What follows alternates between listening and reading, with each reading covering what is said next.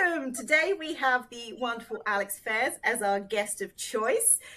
Alex Faiers is the founder of Addictivity and Recsites, two agencies built exclusively for the recruitment sector.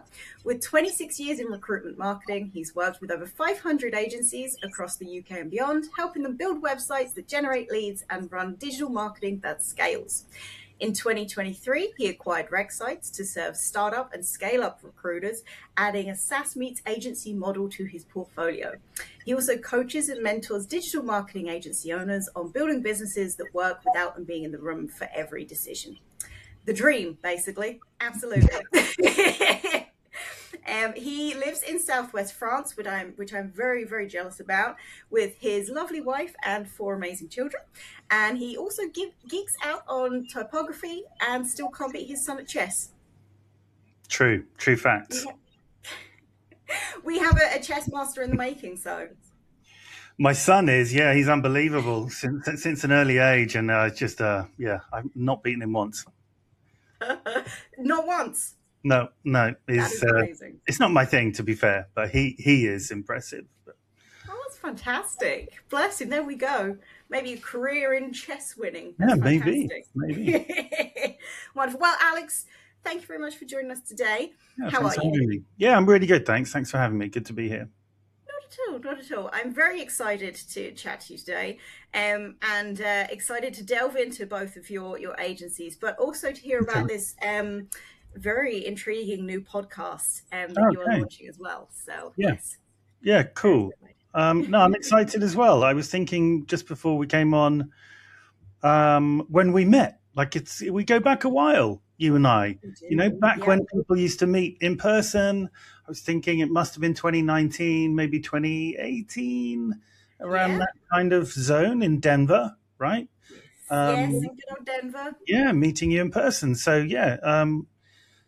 we've got a bit of shared history, of course. So I'm happy to be here. Yeah. Oh, yeah. I remember the good old get-togethers in Denver with you gurus, which is sadly closed now, but they were amazing, weren't they? Yeah, they were really amazing. I miss it. I really miss it. It's been a year, coming up to a year. So big change. It was a big part of my life, and what's happened subsequently is still, but I definitely miss it. Yeah, absolutely. I miss the get-togethers, the annual get-togethers. It was always nice, and there's something to be said about getting together in person rather than just over Zoom. I think 100% in real life.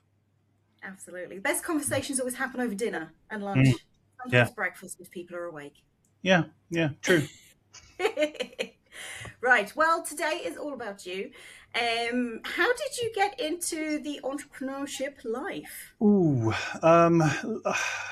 Probably like a lot of people, falling into it by accident. So I never set out to. It was never my intention. But I started the business in 1998. So it's quite a long time ago.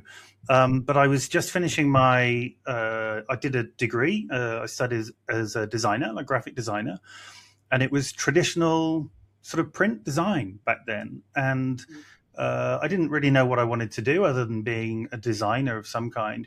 But in our last year, so I did 4 years, in the last year, the internet really started to become a thing that was potentially going to be a commercial thing. And it was all new. It was this whole new media that was just mind-blowing at the time. So that happened, and I thought, I want to go learn how this works. And it was a great opportunity because it was at the very beginning. I started the business before Google had incorporated. So started the business with no real plan, but just figuring it out as we went. But I had a full-time job. So I left university. I was a freelance designer for a couple of places. Then I worked at a high street print shop in London on the King's Road for a bit. And then I got a job as a senior designer for a publishing company. But the whole time, evenings and weekends, I'm figuring out this web stuff and trying to get some work, get some clients. And I got to the point, I think it took about a year. And I got to the point where I had enough money to survive for 3 months. And then I quit my job and went all in. Yeah, but you know, you're young. I was a young guy. So yeah, quit my job, never looked back, and that was some time ago. Pre-Google. I love it. I Yeah, absolutely love it. There you Google. go. Yeah, back when easier times than now. So yeah, never meant to sort of like run a business or be an entrepreneur, but yeah, fell into it. Look where we are now. Do you know, it's funny, the amount of people that I've interviewed for this series now, and the amount of people that kind of fell into it. Like I fell into it. You know, Mm, it was just like, oh, it was during the the big recession of 2009, 2010, okay. and nobody was hiring, and you're like, oh no, what am I going to do? Mm, And you just end up being like, okay, I can be my own boss. I think, yeah, yeah, that's it's I'll interesting how figure many it of out. us, yep, Yeah. we'll figure it out as we go along.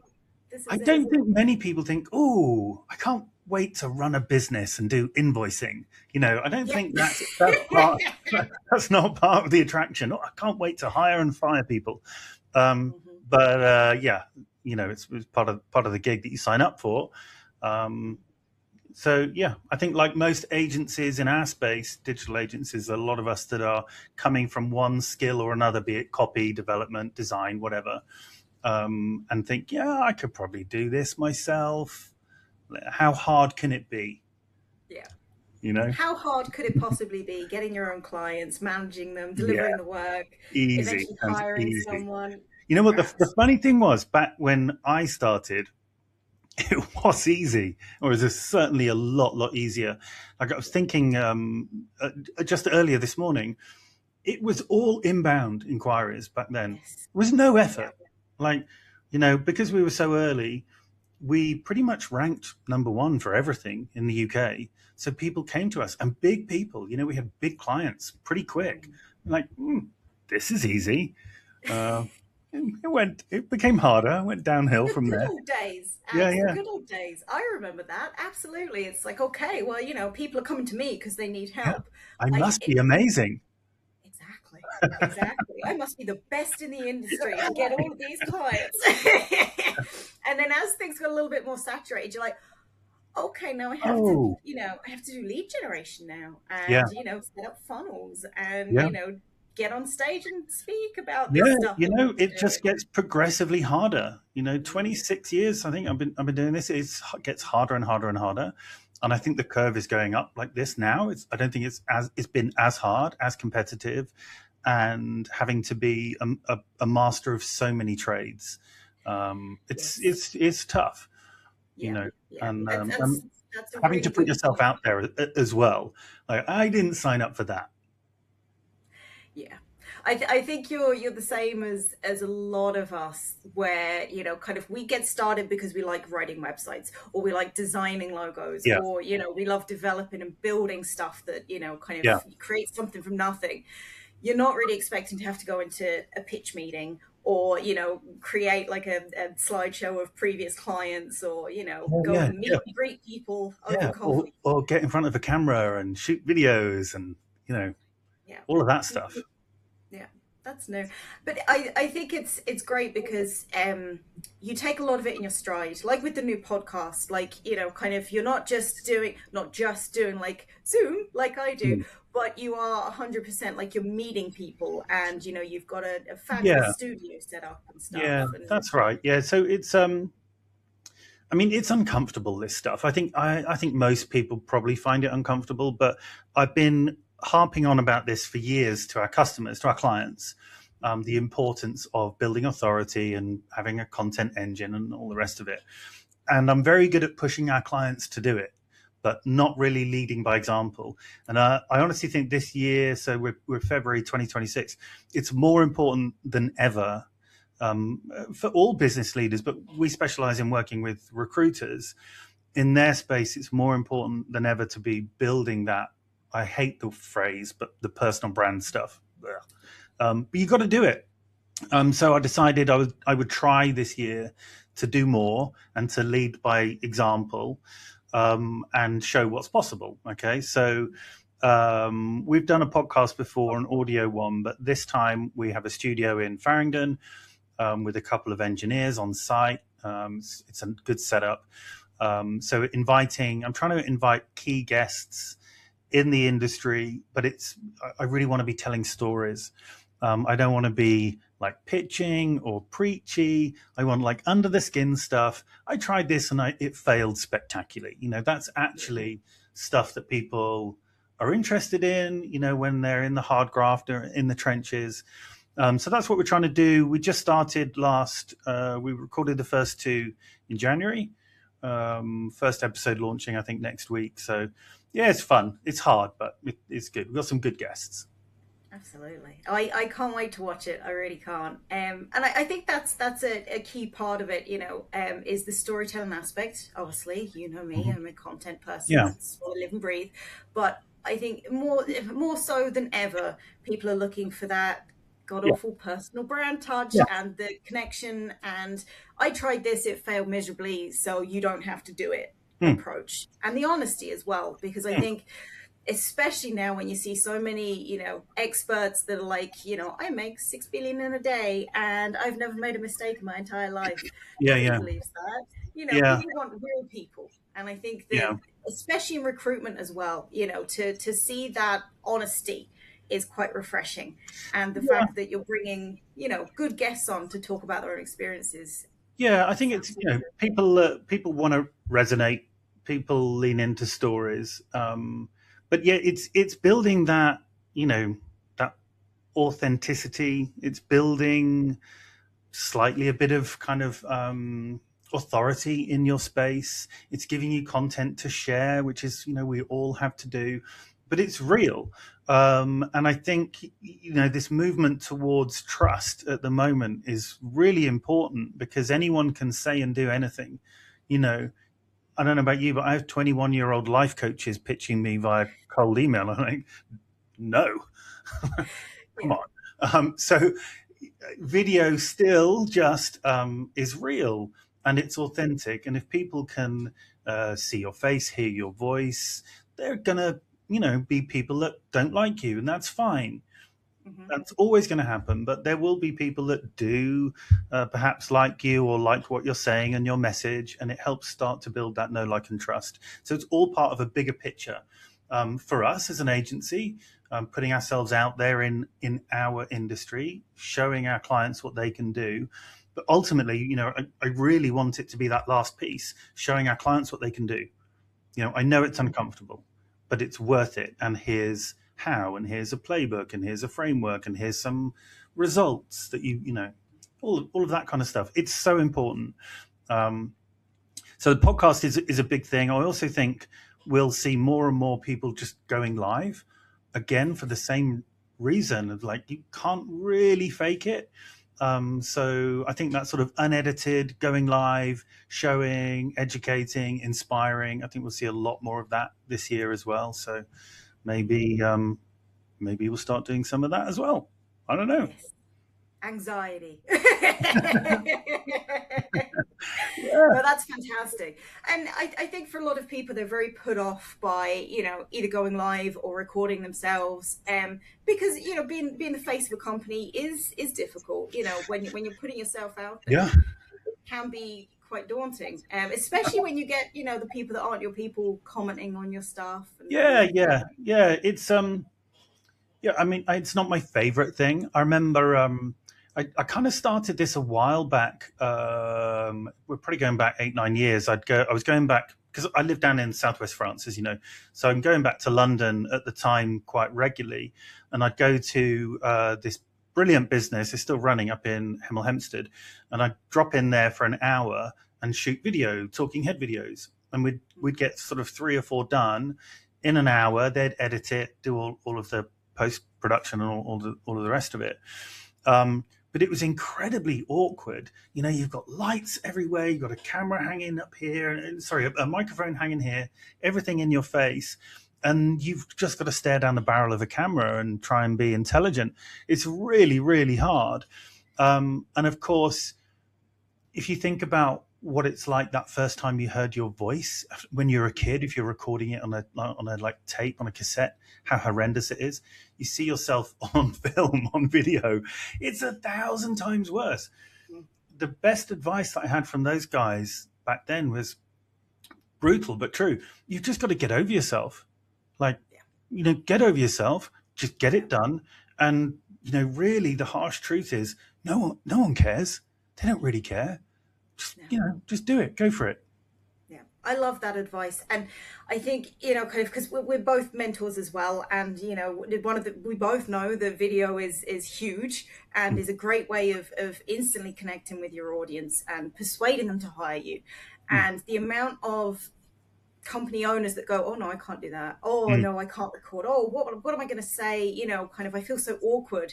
You just got to do it. You just got to, and I know it sounds harsh. Exactly. You got to get over it and just get it done. And the first one is not going to be perfect, but it's going to be completed. And then it just gets easier and easier and easier. Yeah, absolutely. It's very difficult. I mean, so we work with recruiters, and typically the CEOs or the founders, the heads of, they're too busy for this stuff. They're salespeople, they're billers, they're on the phone, they're earning money. It's all that sort of hustle side of the business. So to take them away from that and say, look, this is important as well. I need you to be putting this content out. I need you to be in front of a camera. And these are all of the reasons. It's actually a hard argument to have for us in our sector. We are fighting constantly against the idea that ROI and marketing for recruiters is a myth. Like, it's not real. I have one growth engine in my business, and that's hiring more consultants. So we're constantly fighting against that mentality. So then when we start saying, hey, here's a camera, here's a script, it's a hard argument to win, but it is really, really important. And one thing that we're doing as an agency now, which started last year, is seeing how we can do that for them. So how we can build a thought leadership engine and make it as simple as possible. You obviously know all about this, but the idea of, can you just give me half an hour of your time? We're going to film you, we'll interview you. It's not live, we're not going to use the footage, but you can brain dump everything that's on your mind, what's going on in the industry, what's going on with your business and life. And then we can go away and craft messaging on your behalf. And we've done this with you and your team to great success, to really, really great success last year and carrying on this year. So trying to make it easy to step into that world, I think is a good thing when you're a busy business owner, CEO, or whatever it is. So yeah, you can get help. If you don't have to, fight this battle on your own. Yeah, I think that's a really important point as well. It's when you're on the phones and you're selling, like in recruitment, kind of, it is very much, okay, if I have this sales call, I either get the sale or I don't, and I have instant results, or at least results, in a few weeks or whatever. Yeah. But with brand awareness and marketing, it takes a while to be able to say, okay, I spent this much on my ads, on my, my content marketing, this, that, and the other. And over a year, how much more did I make as a result? It very much compounds. Whereas, when you've got people on the phone, it's instant, but it's momentary. Whereas with content marketing, with brand marketing, it builds up over time. Yeah, I mean, the attribution side of things from digital marketing is a nightmare, and it just gets harder and harder. If you're, again, in our sector, I can make 200 phone calls, I can find 10 opportunities, I can close, 3 placements. Then I've got numbers, I've got data. End result is this. It's pretty straightforward. So when we step in and we start trying to convince them to do marketing, it's a much harder, a complete attribution model, but it's something that we really push from the beginning when we're working with our clients. It's not easy, but it is possible. And it is real. It takes a bit of investment, and you've got to set everything up the right way. But, the best example that I can tell you, we have one of our clients who, they've been with us 5 or 6 years. They're pretty big firm, global leading SAP recruitment agency, and they get 22,000% ROI a month from us. And I know that because we have a system that tracks it specifically. I know exactly. So, to be able to get to that position, whether it's 22,000 or 1,000 or 500, whatever, but be able to actually prove the ROI is hard, but it's doable, and it makes everything in marketing that little bit easier. But yeah, it's really interesting. I think in our sector, like I mentioned, fighting that battle, the argument for doing marketing versus some other sectors. If you look at SaaS, for example, they're so they're so sort of obsessed of the numbers, and they believe in them. So they know the cost of acquisition, they know the lifetime value, they know what that ratio is, and they know, well, I'm prepared to spend $5,000 for a customer, and then I'm going to go spend it, and get lead flow sorted, get that whole funnel working, and you can then ramp things up when you want to. Trying to take that into our sector is very difficult, that model. We're still working on it, but it does work. So, and just to carry on with what we were saying earlier about the importance of the whole thought leadership, content, authority piece, is taking that and doing that and then using it to drive your paid ads systems. So this is something we're doing at the moment for ourselves and for our clients, because you end up having really good, hopefully organic content with engagement that you're able to target and run as an ad to your ICP that doesn't look like an ad. It looks like an organic post, and that's next level. Absolutely. Yeah, I've seen you guys do a lot of great work, especially around LinkedIn as well, because obviously recruitment, there's a lot of recruitment people on LinkedIn, and that's mainly the fishing ground, the hunting ground, however you want to describe it. Yeah. You've got to find your tribe, haven't you? And for us, they're 100%. They live and breathe on LinkedIn. But I mean, the thought leadership ads is specific to LinkedIn, but you can apply the same ideas around any platform. Really finding where your ideal clients hang out, and putting organic content there, and then using paid content to augment and promote and make sure it's in front of the right people. So the same kind of stuff applies. Yeah, absolutely.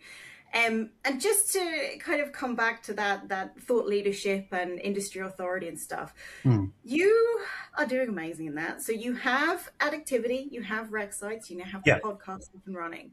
Yeah. How do you keep finding creativity when, kind of you've got quite a few different plates spinning? I know it's always a difficult question. How do you keep getting inspired? It's interesting because I'm a designer at heart. I don't design anything anymore. So that creative aspect is no longer there, but I'm still involved with the client work, and I'm still involved with strategy. So I get inspired from doing the research, getting to understand each client. They're all different. We go through the standard kind of discovery process to try and get under their skin. But at the moment, right now, I'm being inspired by the sort of technology side of things more. And I know that's kind of a stretch when we talk about creativity, but it is sort of unleashing a huge amount of possibility, which we've never had before.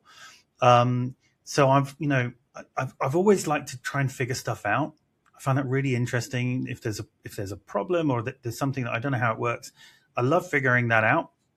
I get a bit bored after I've figured that out and move on to something else. But with what's going on at the moment, it's inspiring to be able to sort of take the knowledge and the frameworks that we have and our deep understanding of what we're trying to do for our customers, and then look at the opportunity that we have with new tools, with new technology, obviously talking around AI, and how we can help our customers do more. I find that really inspiring and very interesting at the moment. Yeah, absolutely. Do you find that, so obviously you have niched in recruitment, do you find that is an industry that is very open to creativity and new ideas? No. I'm going to say no. I think they're open if you can say, I've got this idea, here's the numbers, here's the impact, here's the time it's going to save, the leads it's going to find, the business it's going to close, here's how we're going to optimize this. Yeah, sure, if you can come with numbers. It's different when we start looking at, branding or messaging or interface design. That's hard to get them excited. In most cases, not everyone. I don't want to be stereotypical across the whole industry. It depends what size. We have the 2 agencies, and we work with solo founders that are just starting and they're running their own shop, all the way up to 400-person global teams doing a couple of 100 million, and they have big marketing teams and big expectations. So it depends, but I would say, yeah, it's challenging. It is, but I think that you and the rest of the crew do a fantastic job at marrying, because obviously you're coming from the creative side with design, but you also really know the facts and stats, you know what works, and you're able to blend those two incredibly well. So I think that's a really important takeaway for a lot of people that, kind of might be in a service where, their target market don't see the value of the core foundation of what's going to get them good results. So, kind of, Yeah. you can drive traffic to a website and it looks awful and it's not going to convert, but the client may not see it that way and just be like, let's pump money into advertising. If we do it, then we'll get the clients. It's pretty, yeah. I have this conversation over and over, like Groundhog Day, but I was talking to a prospect yesterday and talking about exactly this. Disappointed with previous work and a previous agency from a creative perspective. Like, it wasn't like quite what they were looking for. I don't really know what I'm looking for, but it's not that, and we don't know what direction to go in, and it's so important. And it is. And from my design perspective, I obviously want it to be aesthetically pleasing and represent the brand and all the rest of it.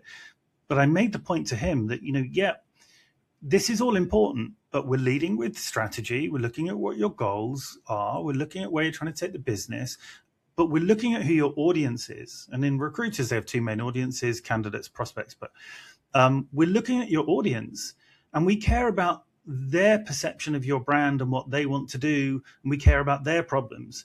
It's not about having a website or a brand that you particularly love and that resonates with you as the founder.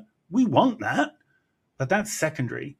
I want this to resonate with your audience, because not only do I want a nice website that you're proud of and that you're happy to show people, but we want it to work for you as a business. It has to convert. The messaging has to be clear. You have to talk about clarity, exactly what you do, how it benefits the user, what they should do next. There's a model that we want them to go through, funneling down the homepage, telling a story, the whole story brand concept, for example, being one of them. So, yeah, it's really important that we get the look and feel right. Obviously, we have a whole process around that, and we want the customer to be happy as well. But it's not the ultimate goal. Ultimate goal is to have something that works. Yeah. Right? And that's the key point. And I think it's one of the trickiest things if you specialize in website design or development or, marketing or whatever your background is gently educating, clients that, you do need to focus on what your visitors are looking for, as well as representing your own company the way that you want to be represented. But it needs to be a healthy marriage of both. Absolutely. Yeah, there's a balance, isn't there? But they come to a partner like us or you or whoever, and they pay real money, and it takes real time, and they need to trust us. We have your best interests at heart, but we know what we're doing. We've done this quite a few times, more than you, Mr. Client or Mrs. Client. So, there is that fine balance, but ultimately they're paying us because we're the professionals, and we know what works and what doesn't. So, part of our values as an agency is with that in mind. We are going to push back. We'll have an uncomfortable conversation if we need to, because our goal is your business becomes more successful from working with us, not because we made the logo bigger. Make it pop. It's 100% true. I think that agencies that push back at clients are a little bit more you can expect to pay a little bit more, and you're paying for the strategy, you're paying for the expertise, you're also paying for honesty. Yeah. You want the best results, not just a yes person. Yeah. So I think that's really key, and a key part of that is sharing your own expertise. Like you say, you have over 25 years of experience in this, and I think you do a great job of sharing those insights as well. Do you have a piece of content that unexpectedly blew up, or that got you amazing results that you really weren't expecting? No. hopefully I'll answer that in 6 months with our podcast. It was amazing. It blew up. Not really. We're just kind of getting into this side of things, even though we've been doing this for so long. But what I can say is, and I think this is probably the case for everyone, the content that you put out, which is more human, again, the story thing, is way more interesting. So I saw Nate, who we both know, post about this recently, where they did a like-for-like comparison, same company, same audience on LinkedIn. One was like 5 top tips for your blah, blah, blah, from an MSP perspective. And then did a post that was a personal story of the CEO. And I can't remember what it was, like walking his dog or something. But the personal approach had way more engagement, and resonated with people more. And if you think about building authority and know, like, and trust, and being present in your sector and in your industry, that's the stuff that they care about. We talk about top of the funnel, middle of the funnel. This is top of the funnel stuff. They're getting to know you. You can hit them with the top tips later. You can give them the free audit. Do that later. So I did a training course with Barbara last year around this stuff, and she forced me to do a video. So I put a video out on LinkedIn, I think October or November or something last year. And it was just like a glimpse into my life, what I've been doing. And I happened to have I did something pretty cool last year. So my wife bought me a paragliding course. I had a big birthday last year, so it was for that. So I had a week in the mountains on my own with some young lads, all in French. Everyone's French, no English spoken. And I had to basically jump off a cliff. It was amazing, and I had some great video footage from the week, and I just put that out there as an experience. There was no like groundbreaking, moral of the story and how this relates to business or anything like that. It's just like, this is what I've been doing. It was really cool, and that seemed to have worked quite well as a content piece, because it's like under the skin of this person, and it's something different. Side. Yeah, the human side, and something different, away from work, which you think, oh, that's actually working. The long-term play there is, it's not about work, but it's going to help you at work, build your audience, build authority, hopefully get some people to buy into what you're doing. So, absolutely. Yeah. I feel like there is a great analogy there of jumping off a cliff and just getting stuff done. Yeah. Maybe I could have done that. Hey, I just jumped off a cliff. Let me tell you how you should apply this strategy to your recruitment business. But I was like, no, I don't want to do that. I don't want to do that. So yeah, I think it's just being authentic. I know that sounds cheesy and obvious, but I think it is true though. I think it's true, and I don't think we're alone in being very tired of seeing desperate people on LinkedIn, desperately trying to connect. I went for a walk today with, sometimes it's a walk through the park in business. Sometimes it's a difficult, long hike. It's just, not everything has to be a sales pitch. Yeah. And I think it's easy to forget that when you are on the likes of LinkedIn. Sometimes you just want to show the human side and be like, hey, I'm not work 24/7. Because most people aren't. It is I totally agree. It is difficult. I struggle with this. I'm sure most people do. When you've got to do the post, you have to have a content strategy, but you're busy doing this, you're busy doing this. As agency owners, we're all too used to putting out other people's fires. Like, we're putting out this client's fire, dealing with this. So that post, that blog post, the LinkedIn post, or whatever it is that you should be doing, it gets put to the bottom of the list. It doesn't get done. And then if you find 5 minutes, you're staring at a blank canvas going, oh, what am I supposed to do? Easiest thing is I'm going to pitch. How can I sell this thing? So I think it's beneficial to kind of zoom out, and if you have a content partner, they can help with this, such as you guys. But having an actual strategy, having an actual plan, having pillars. How do the content pillars that you're talking about relate to what you want to sell? What is the cadence that you're going to do? What are you going to commit to? So that when you do find the opportunity to sit down and create some form of content, you don't stare at a blank canvas. You go, I've got a plan for this. The plan says, and then you have at least a starting place, and there is a thought process, and it should be a cohesive, strategic plan that you're doing. And part of that plan is the authentic, real stuff, the real life stuff. But there is a balance, because, of course, ultimately you do have to talk about what you do as well. So, yeah, you need a plan, as with anything.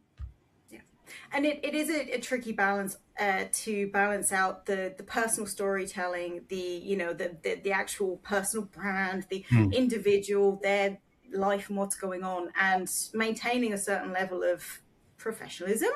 And also eventually ending up in, selling and pitching eventually, or just mentioning what you do.